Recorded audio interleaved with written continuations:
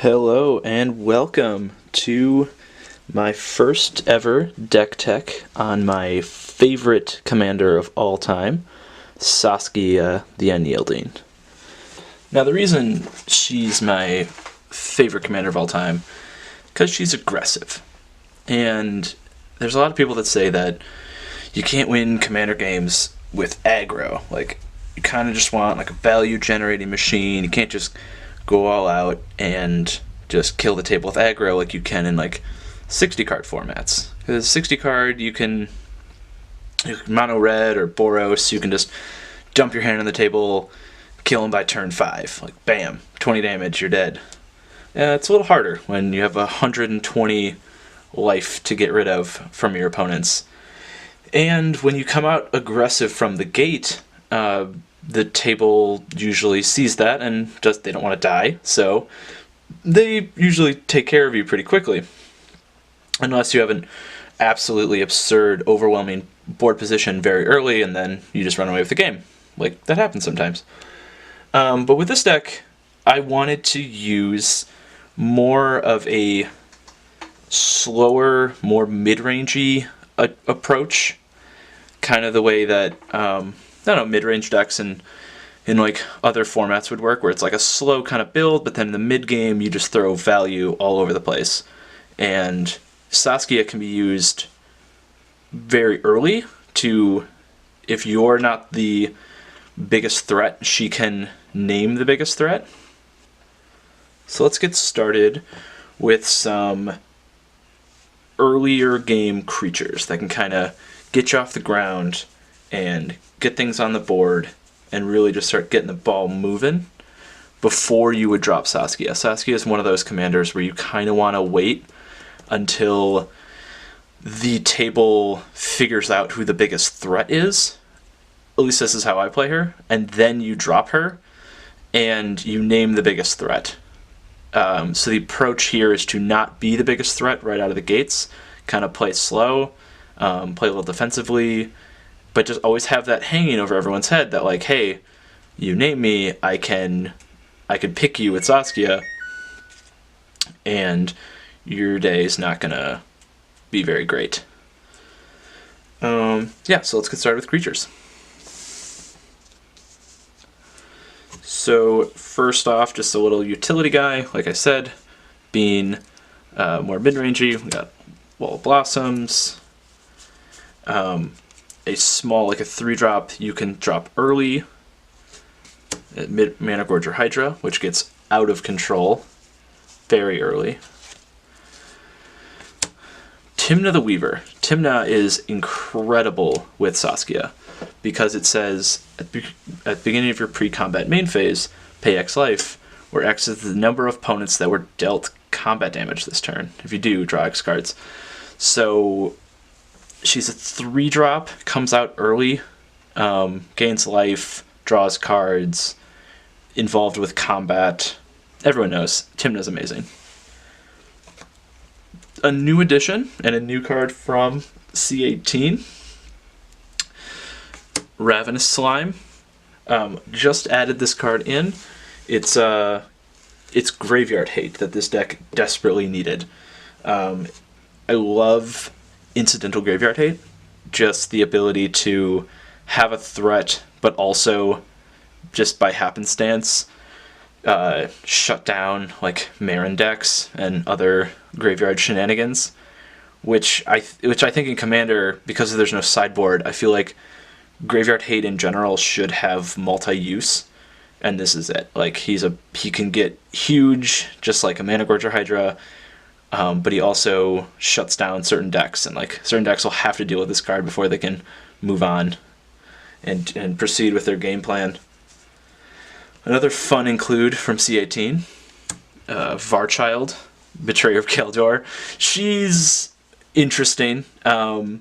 Might get cut, but she's kind of a pet card for me. So, and I've seen her do amazing things.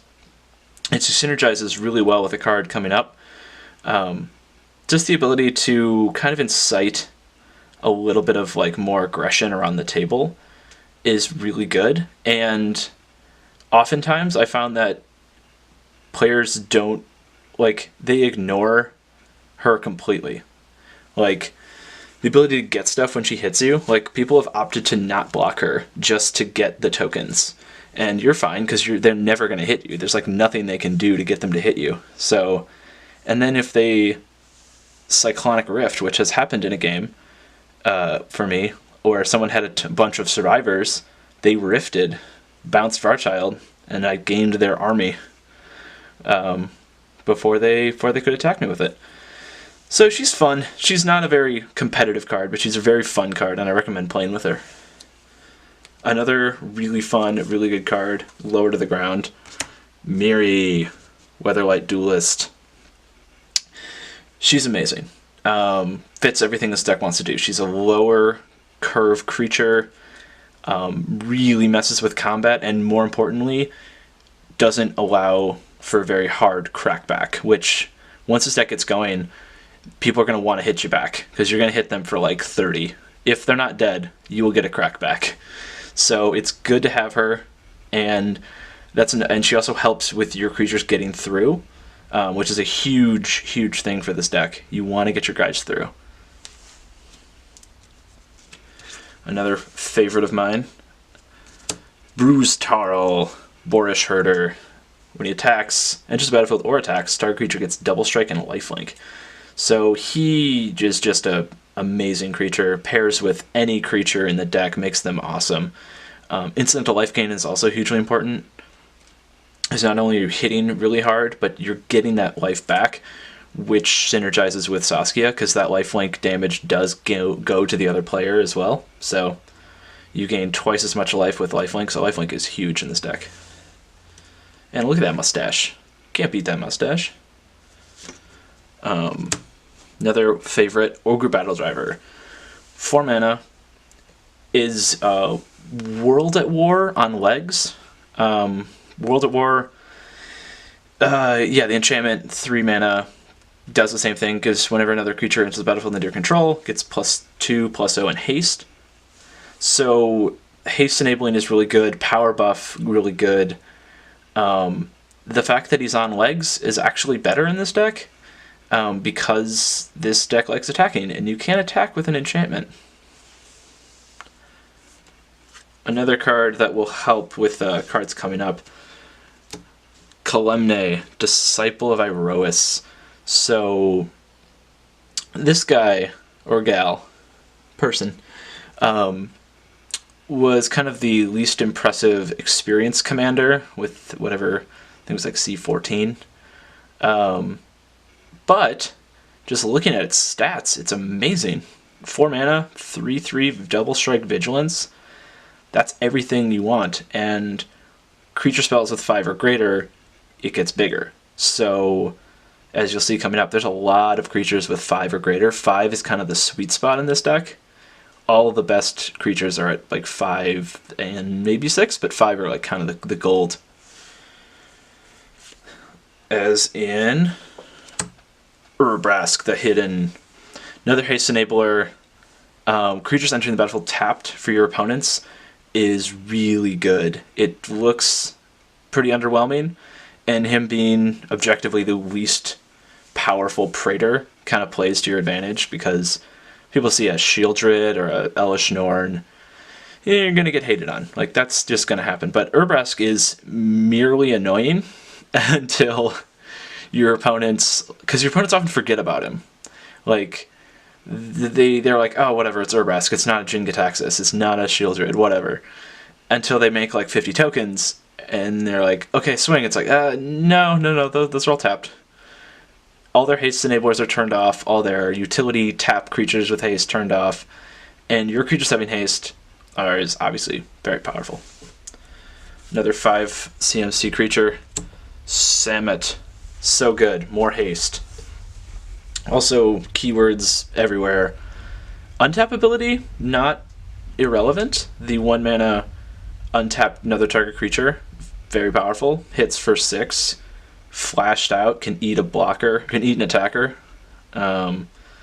Just really good. Another 5 CMC creature, pumping up Kalemne.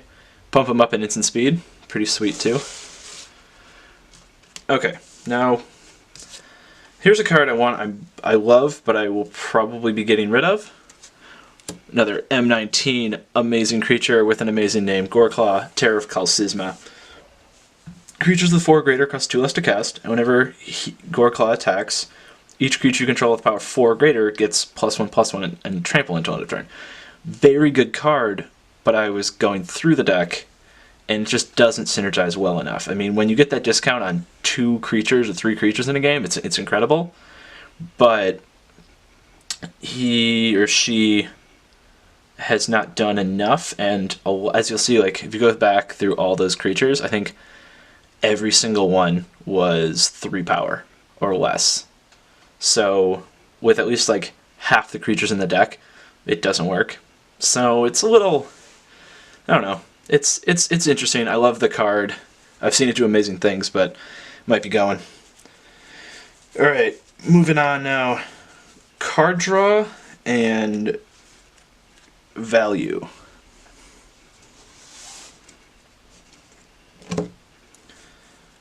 Alright, first card. Elemental Bond. Amazing card. Pretty much every creature in this deck has 3 or more power. Drawing cards. It's awesome. Another low to the ground creature that just came out.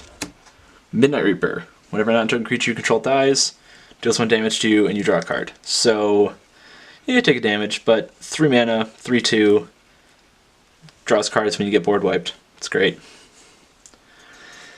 Another incidental card draw. Bloodgift Demon. Upkeep, target player draws a card and loses a life. Very, very good card. Everybody knows. Bloodgift Demon, Phyrexian Arena on legs. Or on wings, I guess. Which is actually very important. The flying for Bloodgift Demon is very big. Evasion is key. Another one. Big Beater.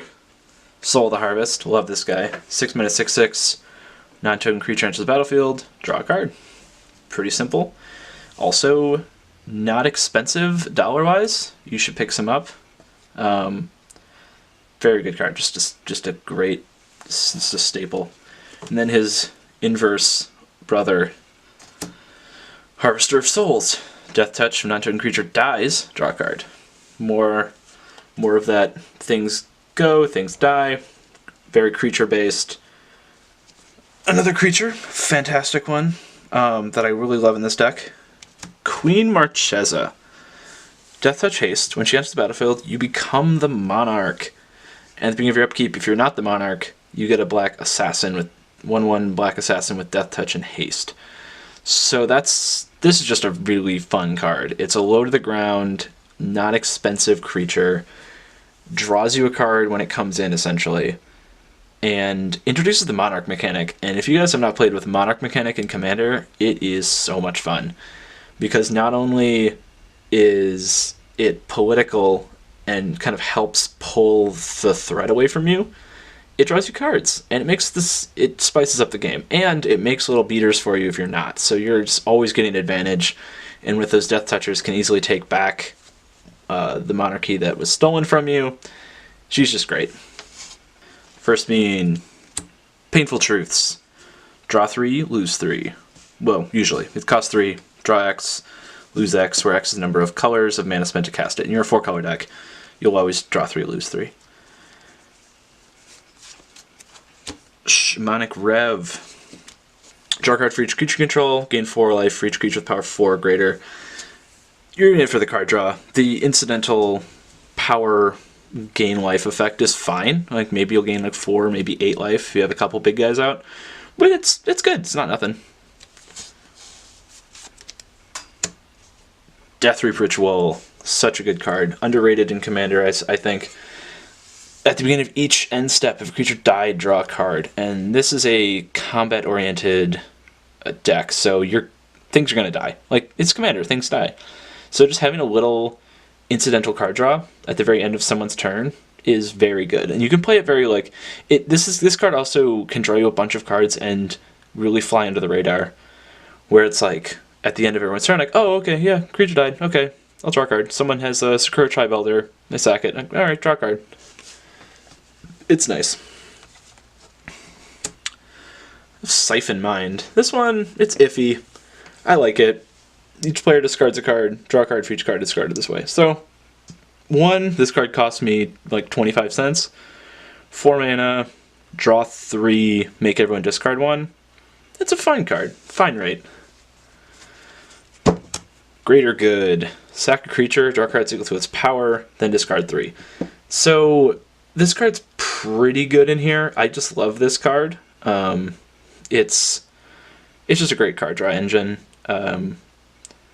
You should always, even if you're just looting with it, it's still great, and it's a sack outlet if you need it to be. So once it bounces the board or wipes the board, you can at least loot your whole board away if you really want to.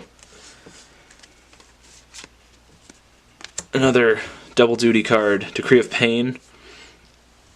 Destroy all creatures, can't be regenerated. Draw a card for each creature destroyed this way. Cycling for 5, which happens sometimes when you cycle it. All creatures get -2/-2 until end of turn. So you cycle it, you kill some tokens. It's fine. It's instant speed. That's nice. But you're in it for the kill the board, draw 12, draw 15 effects on this. So yeah, it costs 8 mana, but it's a board wipe and refills your hand. That's everything you want. A spicy include Driven to Despair. Love this card. I think green needs more of these effects. These until end of turn, creatures you control gain trample, and whenever a creature deals combat damage to a player, draw a card. I think they need more Coastal Piracy type effects. This deck, that's perfect for this deck. Despair is also pretty good. Aftermath, so you cast from your graveyard. Until end of turn, creatures you control gain Menace, and whenever this creature does combat damage to a player, the player discards a card. So 2 and 2, which is a really good rate. So if you need to, you can wreck someone's day. You usually want to play this at the same time. Just Driven and Despair right before combat, and then just go in and just draw like 4 and make them discard their hand. It's pretty good. Here's the last one. It's not technically card draw, but it is definitely card advantage, and it's one of my favorite cards. Journey to Eternity. So, enchant creature you control, when it dies, return to the battlefield under your control. When Journey to Eternity, then return Journey to Eternity to the battlefield transformed under your control. Which then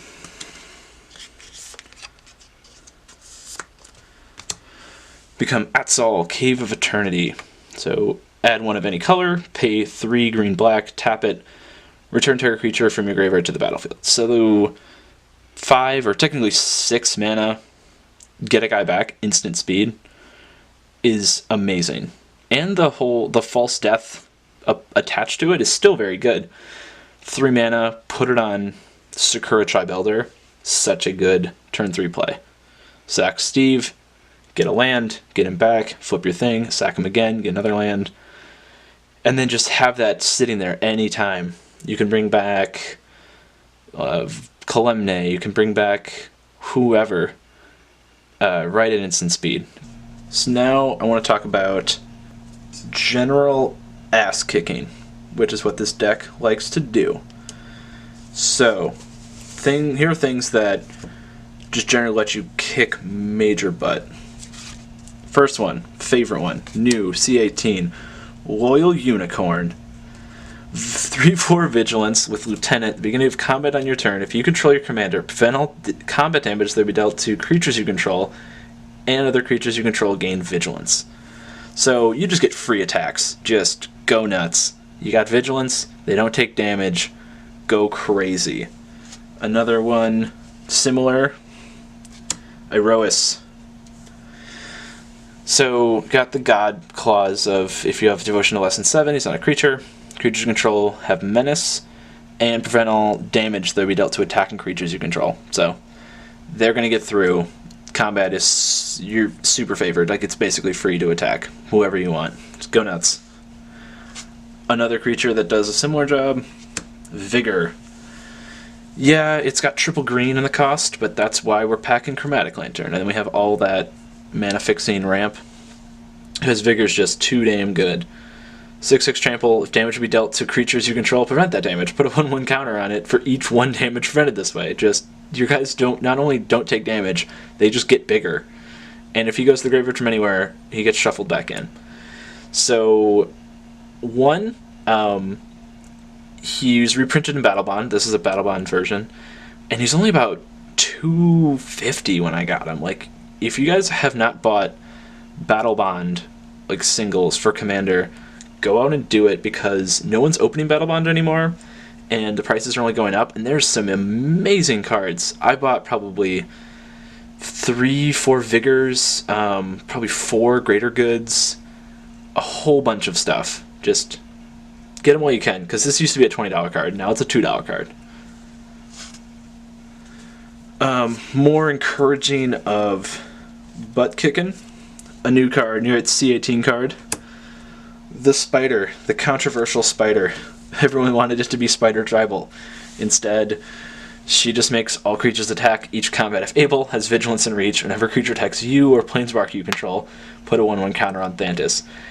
More of a fun include, just going to test it out. I think it fits the theme very well. Vigilance is very important, Reach is very important, and just getting the game moving. This card impacts the game in a huge way. It's really fun, and the ability to make all of your opponents or creatures attack is very powerful for this deck, because it wants ways to get through. It wants to get combat damage in, and generally protects you. It protects you okay. It doesn't protect you against tokens, which is a big issue, but it's a really fun card. I recommend it. Another great card, Neheb the Eternal. Post combat, you had a ton of red mana. Just you're gonna be hitting people for a lot, and you can use that red for a lot of good things. Kazul, Tyrant of the Cliffs. I love this card. It's a personal pet card of mine. Love it in every red deck. It's the red propaganda. Whenever a creature an opponent controls attacks, if I'm the defending player, put a 3/3 ogre unless that player plays 3. So either they pay 3, they have to bigger propaganda themselves, or I get a 3/3 and I can choose to block whatever creature they're attacking me with, or I can just let it through and then just have a huge army. And it doesn't allow them to attack you with anything less than a 3/3, unless they have to pay, because then you just eat their guys. Super good, 5 mana, 5/4, powerful card. Another huge beater that I absolutely love, Galta, Primal Hunger. 12 mana, 12/12 trample. Costs X less, where X is the total power of creatures you control. Oftentimes he costs 2. He's just this. He's really funny as more of the last thing you play in a turn, because you drop a creature, attack, and then are okay, here's Galta, go. here's my 12/12, go ahead. Or when you have a haste enabler, all the multiple haste enablers, you drop a creature, and then you drop Galta, and then it's a hasty 12/12 with trample. That's just gonna smash their face. Love this guy. Gonna go kind of fast. Gahiji, Honored One. Whenever a creature attacks one of your opponents, it gets +2/+0. So you always get 2/0. It messes with politics. 5 mana, 4/4. Great card. One of my personal favorites, Atali, Primal Storm. 6 mana, 6/6. When it attacks, exile the top card of each player's library. You can cast any number of cards without paying their mana costs. Incredible value on this guy. He can net you probably 12 mana worth of cards in a single swing for free. Incredible. Another fun and way to protect yourself, but also beat them down in the air. Archangel Avacyn. She's a newer addition to this deck. I just need another way to protect against rats, and it's a way to protect against rats that can beat your opponent's face. So who doesn't love that? And yeah, it has a flip clause where if one of your guys dies, it does a mini wrath to the board, but a lot of the creatures in here actually have 4 toughness. I mean, Bruce and Timna and Miri, like they're going to get wiped out. But the 5-mana 4/4 flying, protect your board, hit them, and then start beating down with the 6/5 or 4/4. So powerful.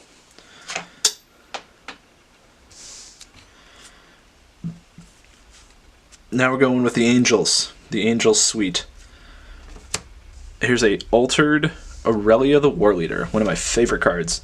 It is a fantastic beater. Like, look at that. Look at that art. Done by a friend who does altars. Name is his Instagram is Octopus Dangerous. If you guys want to go check him out, he does fantastic altars. Like, look at that color work on the sides there. Like, it blends right in. He had him do the sweet swoop around wings. But yeah, she comes down and she can win games. She just is like, she's a beating on a stick. Just, here she comes, somebody's gonna die. It's great. And I think it's her sister, or I don't know,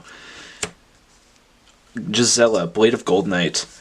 So this gets into a small like sub-theme in the deck. Damage multiplication is insane with Saskia. If you can drop Gisela, so she's a 7-mana 5/5 flying first strike. If a source would deal damage to an opponent, permanent. If a source would deal damage to an opponent or a permanent opponent controls, that source deals double damage.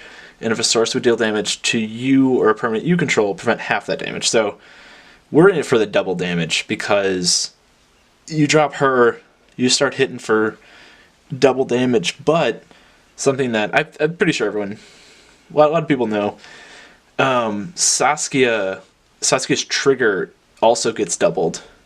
But I was in a couple games where people did not know that. But yeah, any instance, that's technically a permanent dealing damage to an opponent. So that trigger is doubled as well. And that's how you can just wipe someone off the board.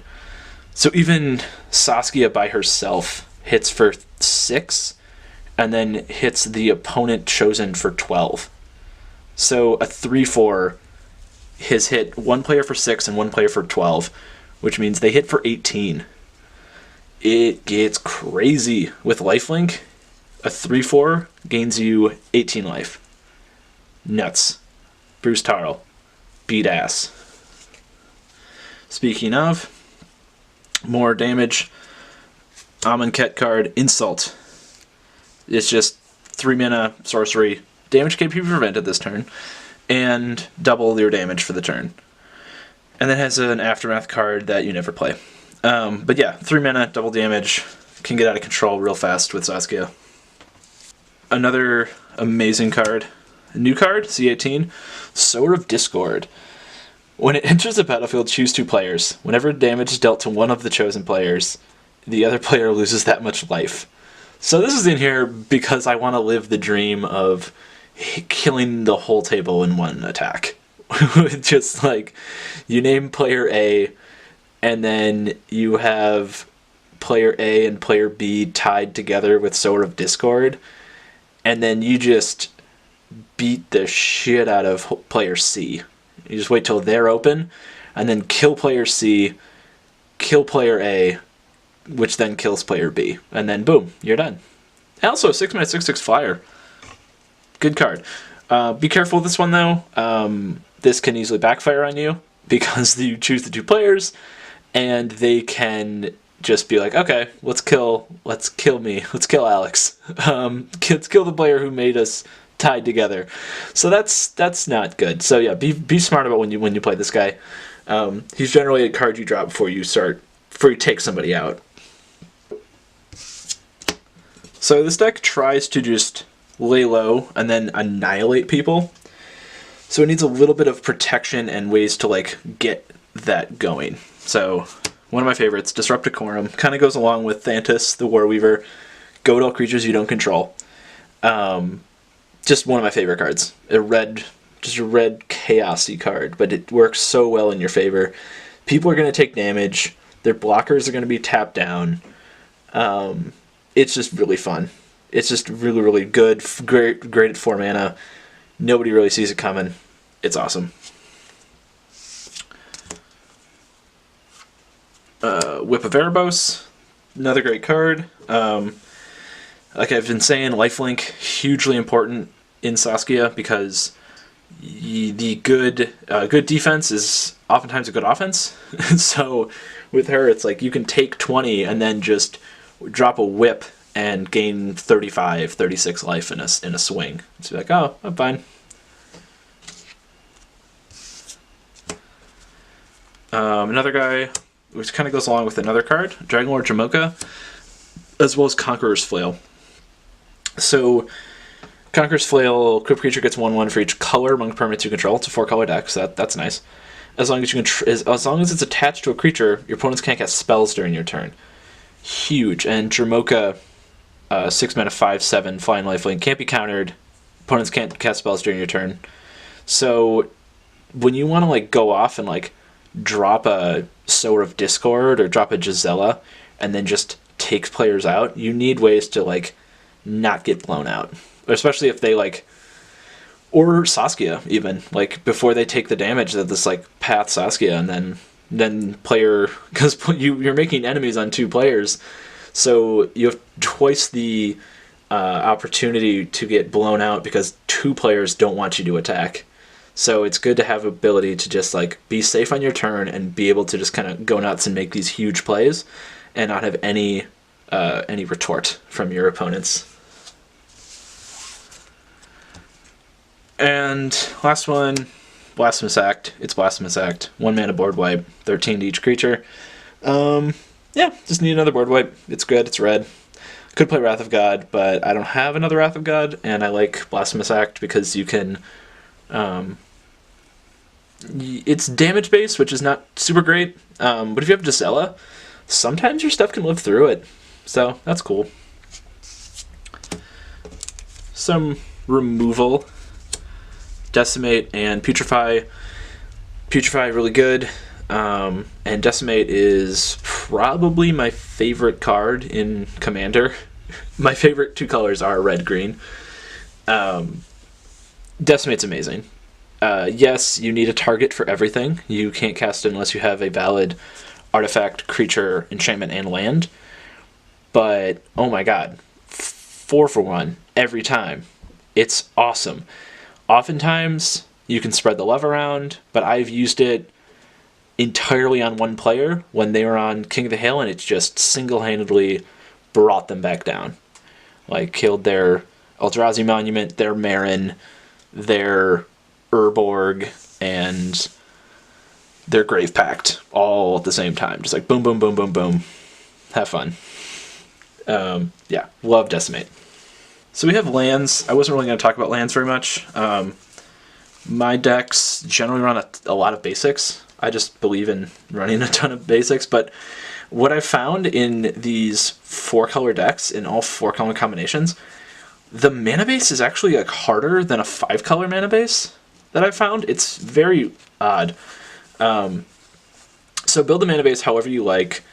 If you have the money for, obviously, original duels, all the fetches and shocks, go for it. Like, fill it out. This is like a halfway done mana base, essentially. Like, for like my good fixing cards, I have Reflecting Pool, Dragon Skull Summit, some Battle Bond lands, Spire Garden, Command Tower, a shock, Godless Shrine, another Bountiful Promenade, another Battle Bond land, my single fetch, I believe.